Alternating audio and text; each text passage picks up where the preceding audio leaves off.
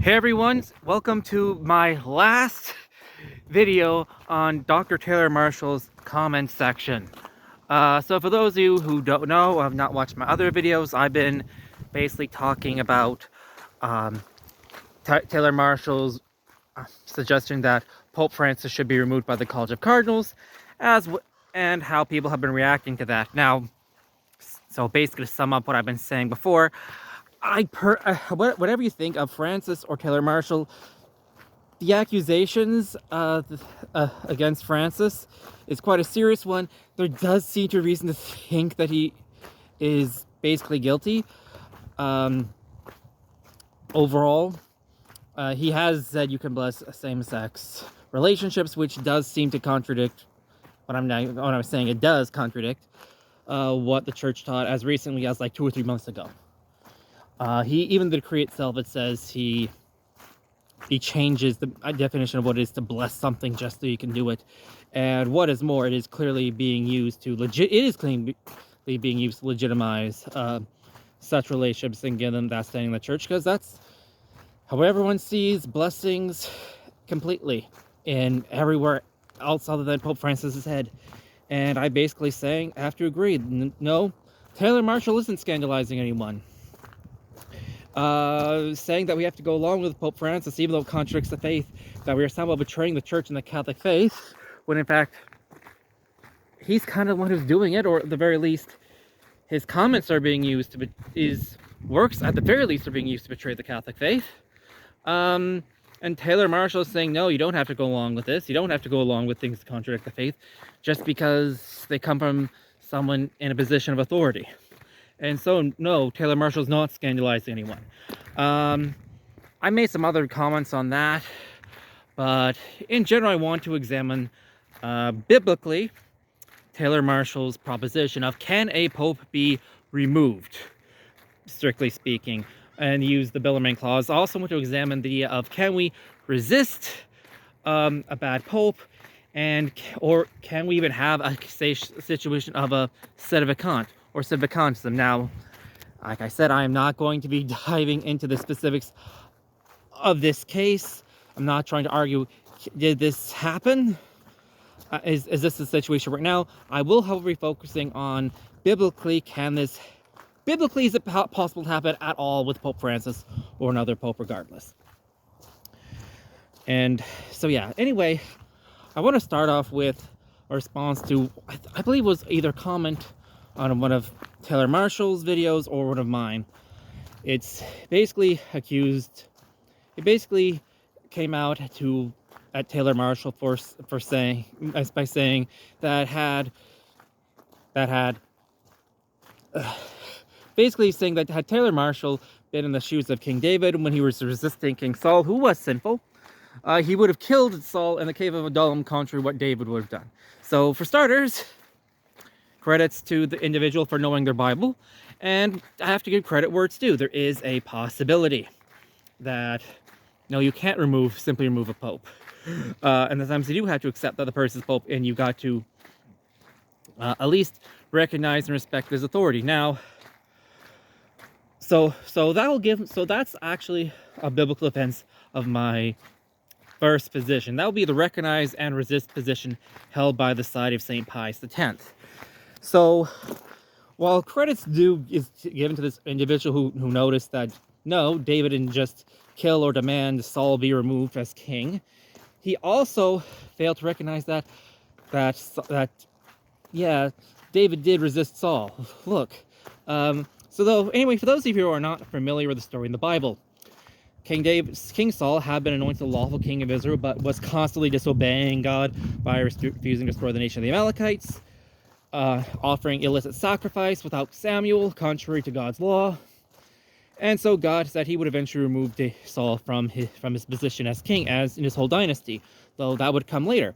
At that time, David was already anointed to be the future king, and he was in the service of King Saul, and by all accounts, respected Saul as the lawful king.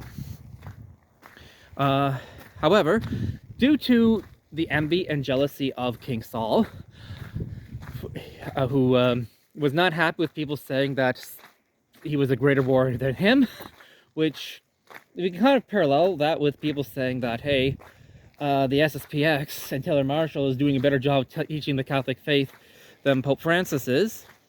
Saul has slayed his thousands and David his tens of thousands, as the Bible has said. Saul was jealous and attempted to kill David on a number of occasions, and so eventually he had to flee with his life. David did not stay with King Saul's service and just say, yes, Saul, I'll let you kill me.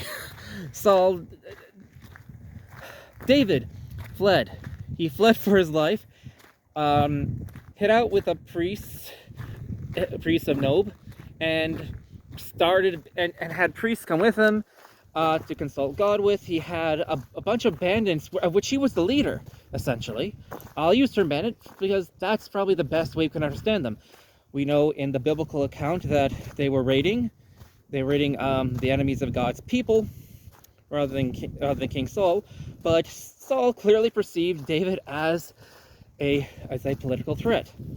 To be fair to King Saul, he was praised as being greater. David was praised as being greater than Saul, and David literally had a parallel army, of which he was the head. So resources were being put forward to hunting down and capturing David. So we can compare that in some ways to the Society of St. Pius X, and how they have their own a certain way their own episcopate and priests and chapels. Now, what's interesting in the cave of Adullam. So, on one of these attempts to kill David, Saul was going into a cave, which David happened to be hiding. He was being urged by people to take Saul's life and bring an end to it all. David refused, saying, it's for God to judge him, not me. He is the Lord's anointed. Whatever he's doing, he's still God's anointed. I have to respect that. So he cut off the back of Saul's garment to prove that he could have killed Saul had he wanted to. Chose not to because he was the king. And even that, Saul and David, even when he did that, was cut to the heart. And when Saul went out of the cave, David walked out after him, bowed before him, and showed him what he had done. And Saul was repentant, at least for the time he tried it again later on. This happened many times, and there were many invitations from Saul for David to come back, which David constantly refused, as long as Saul remained alive. Now, so that's basically the SSPX position. He is the Pope. We need to call him out for what he's doing. But but he's still the Pope, basically. For all he's saying and doing, he's still a valid Pope. Now, that is one position. That being said, there is biblical precedent for removing a pontiff. Now, I want to dive into that a bit, because I want to define my terms. Technically, strictly speaking, you cannot remove a validly sitting Roman pontiff, no matter how bad he is. Period. Doesn't matter. That is basic Catholic teaching, whether you're a sedevacantist, whether you're a member of the priestly fraternity of St. Peter, whether you are an SSPXer. In principle, you are required to believe that. And in principle, when you look at the theses of all these positions, that is at least to some degree accepted. Only people who either heretics, but largely just uneducated, don't challenge it. So this is what the crux of what we're getting at is the Bellarmine thesis, which is what Taylor Marshall called on to be done. So the Bellarmine thesis, basically what he's calling on to be done, as I've heard a lot of people in the priestly fraternity of St. Peter make the suggestion to me before, basically saying that, we need to get the College of Cardinals together, investigate Pope Francis, because he's made a lot of comments, and to be fair, Francis has been respectfully, charitably corrected privately and publicly, asked for clarifications numerous times. Every time Francis has doubled down, never once off an orthodox clarification. So the Bellarmine thesis is saying that the cardinals can and should investigate him, and if they determine he is guilty of heresy, remove him. Now, I'm using the term remove, a very light term. So the idea behind this thesis is not that you can remove the validity of the sitting Roman pontiff. Pretty much mainstream Catholic teaching, if the Pope is guilty of manifest heresy, he loses the pontificate automatically without any papal decree. The Bellarmine thesis is just like, how do you appropriately determine that this has happened canonically in the church? And to be fair, we have to determine frequently when pontificate ends all the time. Otherwise, we'd still be wondering, yeah, I know the bones of Peter are rotting and turning to dust before us, but, you know, maybe his soul is somehow attached to them still. We can't determine that he's dead, or all the other pontiffs who've lived and died. John Paul II was subject to numerous false obituaries as he was dying. For example, and so basically that's the whole idea of the Bellarmine thesis. You have to determine if Pope Francis is basically spiritually dead and caught up from the church. You have to determine if a reality has already happened. Kind of like if you're determining if the Pope has legitimately died. Who's the right authority to do that? Who's the right authority to determine if the Pope has lost the papacy, his papacy has ended, or is invalid, etc. And that's just happened before. There have been councils where there have been disputed papacies, and there have been synods to determine who a legitimate pope was before. Famously happened with Benedict IX, when I think there were like 2 or 3 different people claiming to be on the See of Peter at that time, and they had civil wars over it, and they'd have a whole synod. So there is historical precedent for it, I have to admit. But is there biblical precedent for it? Now, this person did point out quite accurately that David did not rebel against King Saul. That said, there was a time in the Bible where a lawful king of Israel was removed by God's express command. So I'm thinking about Jehu, the son of Nimshi. So for those of you who don't know, it was the end of the dynasty of King Ahab. His son was on the throne of Israel, and the prophet Elisha had many times on many occasions worked with him to fight against Syrian invaders. Had given advice, and that king and the son of Ahab had taken a lot of advice from Elisha. He was the legitimate king of Israel. He's recorded as such in the Old Testament. That is a statement of biblical fact. Yet, eventually, Elisha sent one of his servants with a horn of oil and said, "Go anoint Jehu, son of Nimshi, and he is to cut off the entire house of Ahab completely." There was a time when God said enough, and that he is to be removed. Now, and of course, those of you who aren't familiar with the story, Jehu then went and fought in Jezreel, if I recall correctly. He slew both the king of Israel, shot him through the heart, shot him with an arrow, as well as the king of Judah. And when he came to see Queen Jezebel, she was thrown off the city wall. He trampled on under his chariot, and her body was devoured by dogs. And the dynasty was then destroyed and replaced by Jehu, the son of Nimshi's house. So biblically speaking, it may not have happened that David rebelled against Saul. That said, there is a point when God does say enough. There is biblical precedent for that among the kings of Israel. Now, again, there is a difference here. The question is, we're not deposing a validly sitting Roman pontiff.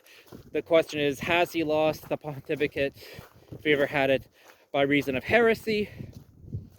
And no, papal infallibility would not prevent that from happening. Popes have to do their believing, just like everyone else. They have to work out their own salvation of fear and trembling, just like everyone else. Papal infallibility only applies when, as far as the ordinary magisterium goes, when the Pope is teaching something that the church has always taught, and confirming it, then it's infallible. It becomes part of a common deposit of faith. And papal infallibility implies only when he's teaching a matter's faith and morals for the whole church. That being said, if a pope does fall into manifest heresy, then he would not be pope at all, and papal infallibility, for the obvious reasons, would not apply. How do we know if he's a heretic? Well, he says something heretical. I know this is a shocker to many people, but you are required to know what the Catholic faith teaches.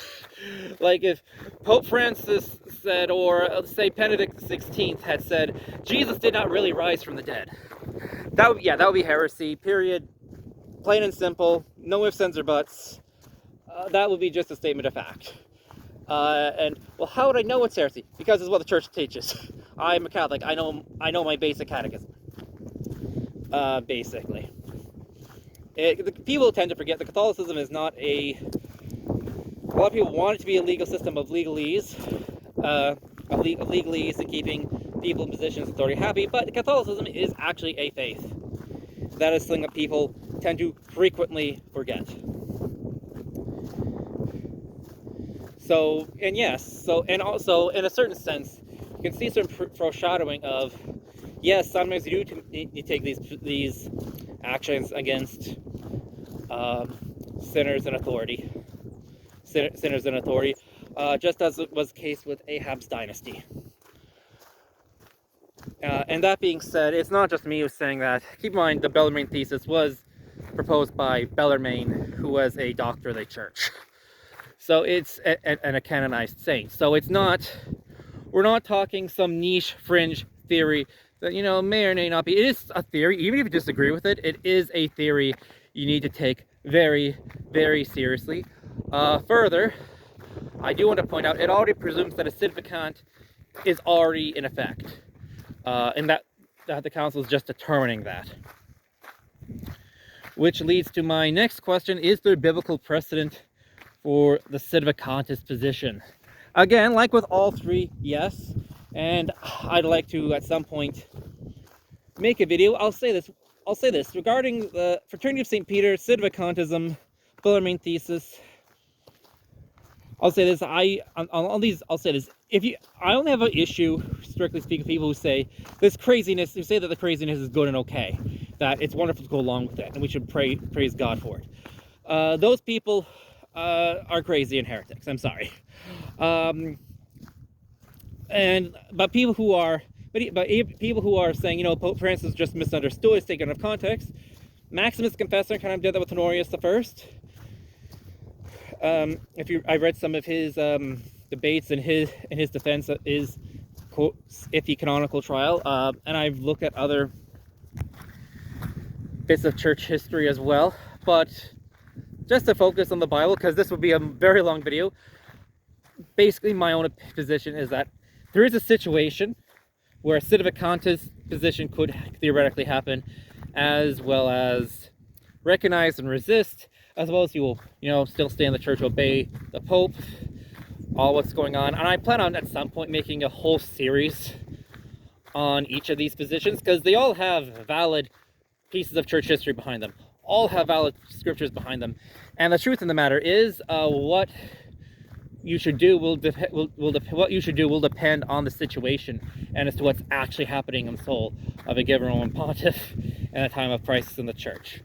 My own take is that I'm a pan-traditionalist, though, and I try not to judge these issues, and I'd only want to dive into them insofar as, people are saying, oh, you're schismatic, you're this, you're that. Not really. Someone's being scandalized, it's confusing.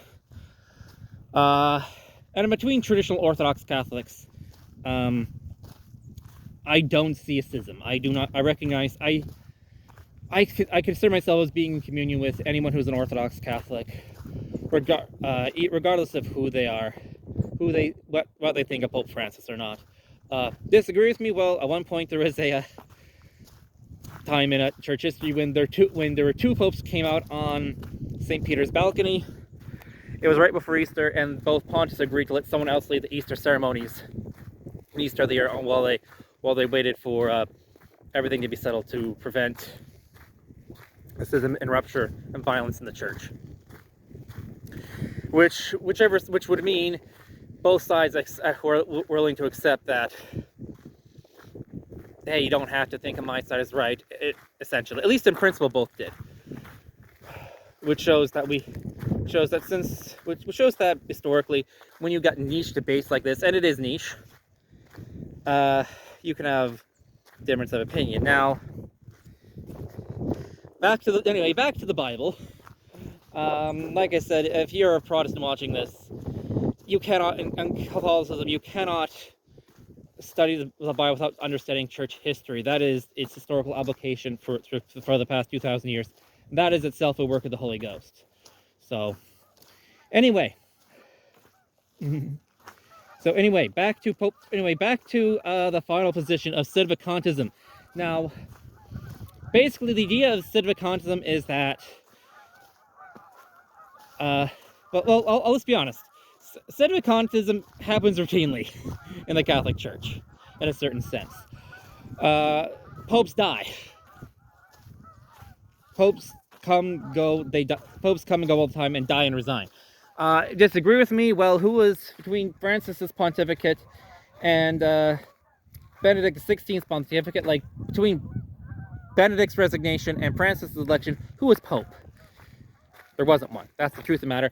The see and the office remained in existence as an institution founded by Jesus Christ, though. And that can happen. And as a statement of matter of fact, it can happen that a pope, if he loses heresy, I've seen articles by the SSPX, and if you don't like the SSPX, they cited quite a few quotes from doctors of the church in all positions, unanimous agreement that however you handle it, if a pope commits manifest heresy, he loses the pontificate, period. How do you determine that is debated. Because it is a grave issue for anyone to accuse anyone of heresy and to subject them to canonical penalties, especially even if they're not the pope. But even if the person is claimed to be the pope and is put forward as the pope, that is an even more serious matter.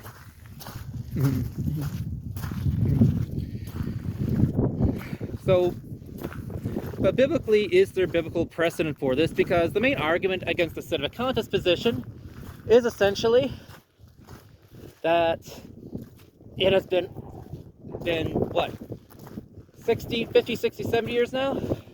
How long has it been since 1958, or the death of John the 23rd, as some would have it? That's a long Sedevacant. Isn't that like saying that Christ was wrong when he promised Petrus' successor St. Peter in Catholic doctrine? Doesn't that annul the whole thing of the doctrine of the papacy? It's a valid question. It is the most common question. It's like, and there's people also argue that popes, bishops get their authority from the Pope, and get their jurisdiction from the Pope. That if there hasn't been a Pope for that long, then we have no one who has jurisdiction and stuff like that. And those are some of the arguments I've heard. I won't lie, they're not strong ones, and I will say why. So for starters, as far as the argument of jurisdiction goes, I would say they get their jurisdiction in the same place where all the bishops get their jurisdiction during any other Sedevacant. Like I said, the office of the papacy is more than any individual pope. Also, there is episcopal theology. I know people say it's called collegiality. Episcopal theology is a little different. It argues that the bishops get their authority directly from God, and the Pope kind of is like chief manager. Others, which is a theory, it's not confirmed for or against in the Church, according to Ludwig Oss, Fundamentals of Catholic Dogma. But look, it's not that strong. It's like if there was could the Church set up something in canon law, for example, in theory that an Eastern Rite Catholic Church has enough autonomy that even during a Sedevacant, they don't even have to wait for confirmation of a pope. Hey, that was the common case throughout the Maronite Church for centuries, when they had no contact with the Western Church. no one denies that they were valid. No one did, and they didn't seek their authority from the Pope because they had no way to get that authority. They had no way to get contact. They kept on going business as usual. It's not a strong argument, that's what I would say on that point. But as far as the biblical precedent goes, the length of time of the Sedevacant is the most common argument I've heard against Sedevacantism. Anti-Sedevacantist arguments, look, I will defend the better death, that you can have sinful popes, that we might not be in a Sedevacant position right now. I would defend that to a whole kind of thinker. That being said, the whole length of time argument is not a good one, and I would urge all non-Sedevacantists to cease using that argument, and I'll say why. Because we've had an even longer Sedevacant with an even higher institution, that of the House of David. So why do I say the House of David's dynasty is more superior to the papacy? I'll say why, because of its who is ultimately meant to hold that office. The papacy is held by the Vicar of Jesus Christ. The head of the House of David is held by Christ Jesus himself. Jesus said in the Gospels that a servant is greater than his master. And the Holy Pope, whoever he is still ultimately a servant of Jesus Christ. Why does that matter? Because for 500 years, there was no king sitting on the throne of the house of Judah. After the death of Zedekiah, into the house of, from the time of the death of Zedekiah to the time of Jesus Christ, 5 centuries, 500 years, there was no king of Judah. There was no scepter, no prince. There was even a Hasmonean dynasties. The Hasmonean dynasty, the Herodian dynasty. The governor of Zerubbabel was not the king of Judah. He was the governor of Judah. He did not have that sovereignty as such, in any sense. He was a member of the House of Dynasty. And yet, as both Jews and Christians are of any sorts are required to believe that the authority of the House of David was not vacated. There was a vacancy, and even before that time, there had been a vacancy. I suppose you could argue whether or not she was doing, if she was a, you could probably argue if she was doing it as like a regency, or she had all the real power. Athaliah, in the Old Testament, claimed it was destroyed all the members of the House of David except one who was hidden, and she reigned as queen in Judah for about 2 or 3 years. So there's a certain sense of Sedevacant as well in that time frame, you could argue. So, but there has been a mass. So, if we've had 500 years where there was no king in the house from the house of David till Christ came, and God's promise to David was not made void. It doesn't necessarily have to happen. Why can't the same thing happen with the house of with the office of St. Peter? Essentially, which tends to be my thought. Which also shows that, and also further I point out that yes, with Sedevacants we do have things in church history that presume that people can get on the throne through funny business and invalidly get on the chair of St. Peter. The Final Lateran Council, if I recall correctly, I think it was either the last Lateran Council or the second to last Lateran Council, forgive me for not remembering which one exactly, dealt with the possibility of a simonically elected pope, and that the papacy would just be invalid. No cardinals have to obey him. We can proceed right away to elect another pope, and no one in the church has to obey him. They don't have to wait for any decree or anything. Just don't recognize him. Was the terminology used. So, am I saying that necessarily that is what is happening in the Catholic Church? No, not necessarily.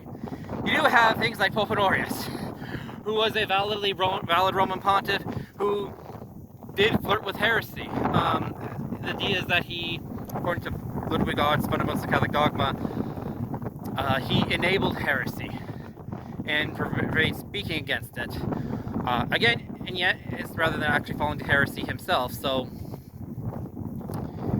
that's the question. Basically, he was as close to heresy as you get without being heretical. It enabled heresy willfully in the name of quote-unquote church unity, and for failing to do so, Pope Honorius I, to date, is the only Roman pontiff in church history that has been anathematized, and it's still on the books to this day. So there is precedent in church history for it. Popes outside of infallibly teaching on faith and morals can and have made numerous statements that are iffy and heretical. You can heretical. Now, where exactly that line is drawn can be pretty niche. I could probably make it can be pretty niche and pretty technical, but even, again, infallibility would not apply at all to a valid Roman pontiff. Colleges of cardinals are subject to canon law, and you can have iffy elections if they are manifest heretics, and popes can apostatize. It's happened before St. Marcellinus I.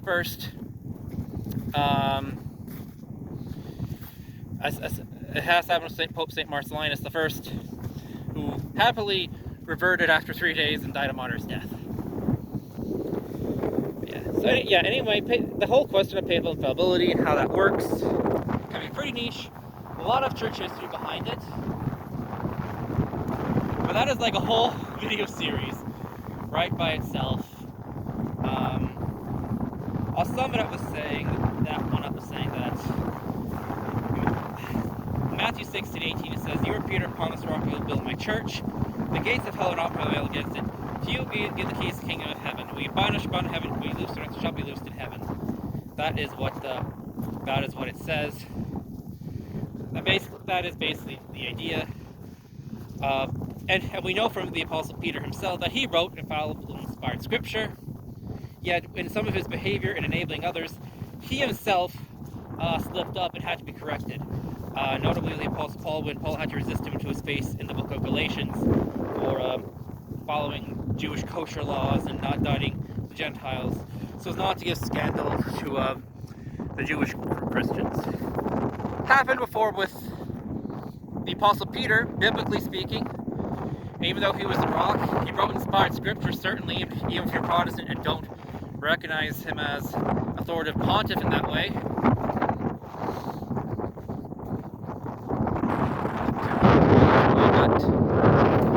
There is no precedent for all these things. Anyway, that's basically what I want. That's basically my examination of Taylor Marshall's comment section. On the topic. Basically, biblically speaking,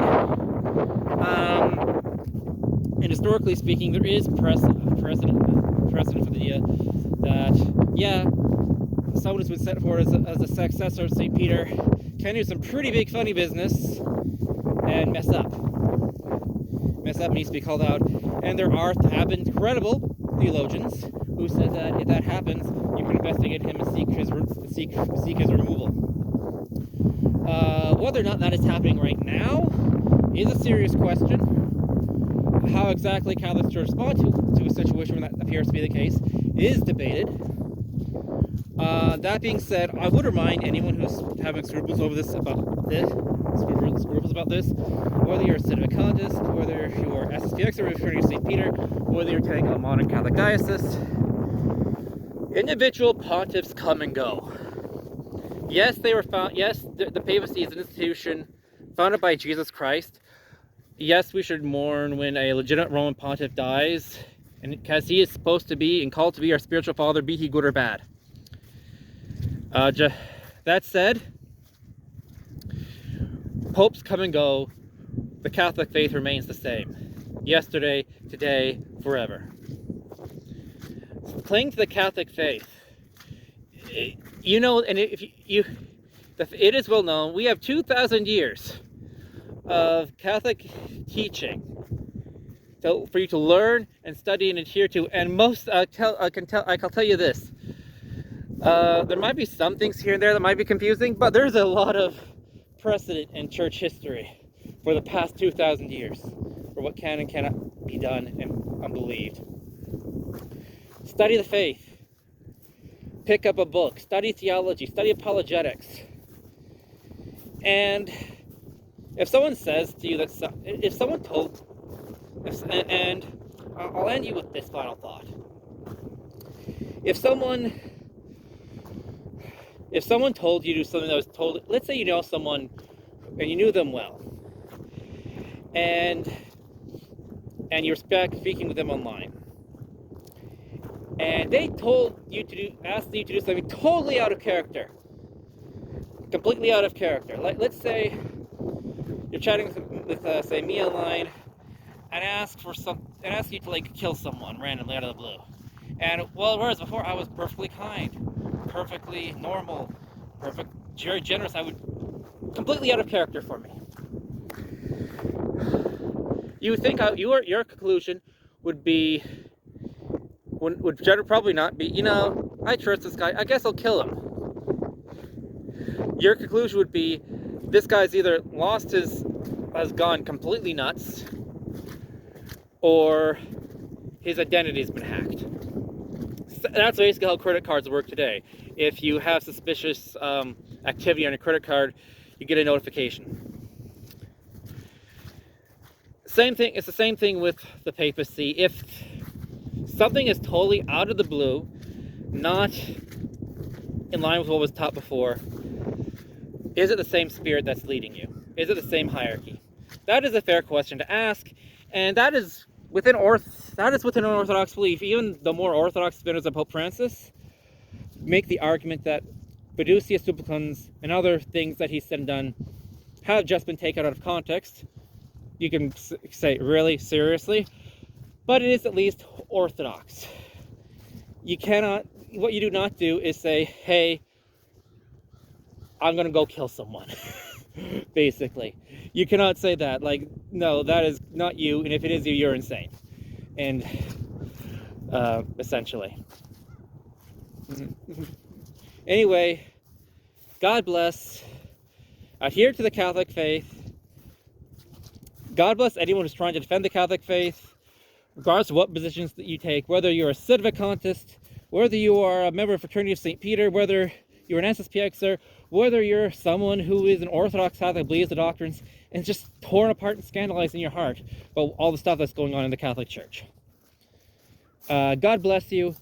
To anyone who's left the Catholic faith, who's maybe watching this, who is scandalized, the Catholic faith is more than what Francis thinks at any given moment in time. Anyone who tells you that does not know Catholicism, does not know church history.